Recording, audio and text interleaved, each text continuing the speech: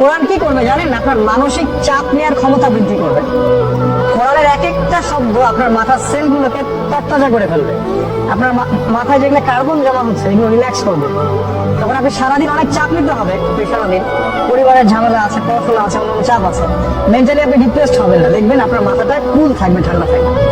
এই জন্য যারা কোরআনের সংস্পর্শে থাকে এরা সহজে রাগ হয় না, খেয়াল করে দেখছি কি?